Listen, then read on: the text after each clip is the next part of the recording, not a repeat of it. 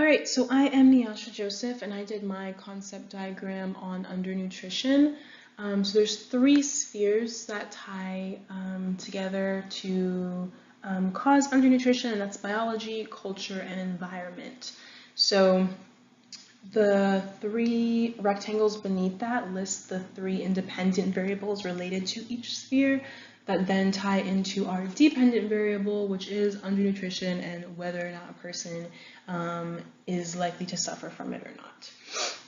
So first up is biology. So underneath biology, we have pre-existing health conditions, those that can cause. So one is those that can cause long-term conditions that cause a loss of appetite, feeling sick, vomiting, changes in bowel habits, and these can be, examples of these types of conditions can be cancer, liver disease, pulmonary disease, and lots more. There are also health conditions that cause changes in mental health, and these are going to affect the desire of someone to want to eat and also their mood. And these can be depression, schizophrenia, and other such conditions. There are also conditions that disrupt your body's ability to digest food and absorb nutrients. An example of that would be ulcerative colitis or Crohn's disease. And then there are also ones that can cause a person to neglect their well-being and even forget to eat completely. And then that would be dementia. Dementia is a good example of that, and all of the conditions that fall underneath the umbrella term dementia. And then lastly, there are also those that cause eating disorders. So for example, anorexia. So all of these conditions are situations in which you might have the food available to you, you might have the right cultural practices that would not cause undernutrition. You might have the right environmental factors that wouldn't cause undernutrition, but all of these conditions can still play a factor in whether or not you have undernutrition, even if all of the other spheres line up. So then for the second sphere, we have culture, and the independent variable within culture is cultural dietary practices.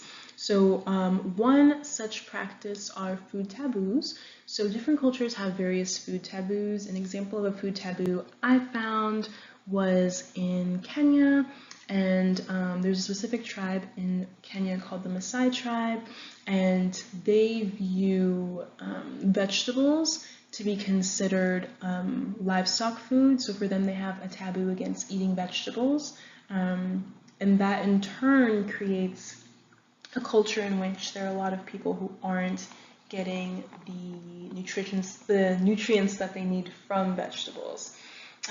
Likewise, there's also the cultural lifestyle of nomadism. So another example from Kenya and the Maasai tribe was that they practiced nomadism, and because of that, they don't have a steady source of livestock. So there are a lot of children that grow up without eating meat consistently, so they're not getting the nutritional benefits of meat that they need in their diet.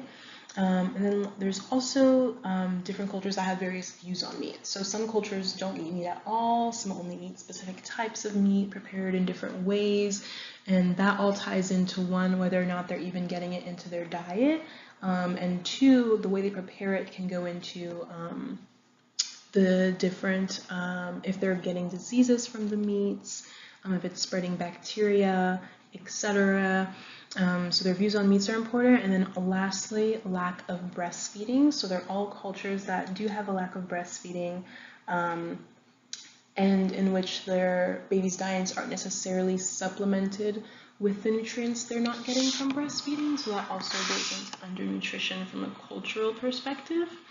And then lastly, our last sphere is environment, and the independent variable within that is availability of food resources. So when we look at things like a lack of available land, the quality of the soil, droughts, and food deserts, those all are examples of situations in which there's a lack of availability of food resources. So the soil is not conducive to producing high quality food. in food deserts, for example, it's hard to have access to healthy food or be able to afford healthy food. So all of these things, both the biology sphere, the cultural sphere, and the environmental sphere, all tie together to create a situation in which a person may or may not suffer from undernutrition. And that is our dependent variable.